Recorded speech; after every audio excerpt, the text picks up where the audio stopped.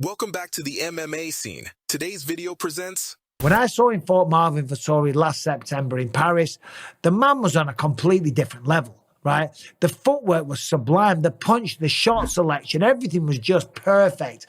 That was one of the best performances and some of the best boxing I've ever seen inside the UFC.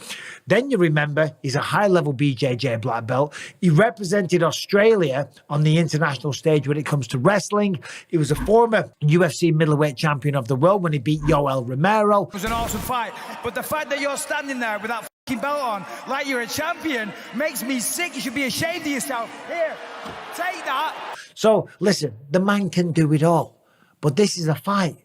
This is a fight, and this is the only chance that Dricus has. Listen, I like Dricus du Plessis. What a guy. I've had the pleasure of sharing a conversation with him on a couple of occasions. He's a great guy. He fights hard, and that's what we love. And he puts on incredible fights. He's not as good, but that doesn't matter. He said he's the bigger dog, and sometimes that's all you need. Listen, you don't want to go in there with a puncher's chance. Dricus du Plessis has the power to turn someone's lights off. He has the ability to grind and find a way to win, you know? And that's what Robert's got to be careful of, right? More than likely, we'll see Robert go out there and do his thing, but we never know, right? You cannot guarantee anything in mixed martial arts. To think that you can is absolutely ridiculous. And next week, an International Fight Week, well, I'll give you some predictions next week, official predictions. But, you know, listen, Robert Whittaker is more than likely going to win. But Dricus du Plessis, it would not be the biggest upset in the history of the world. It's like I said, when I fought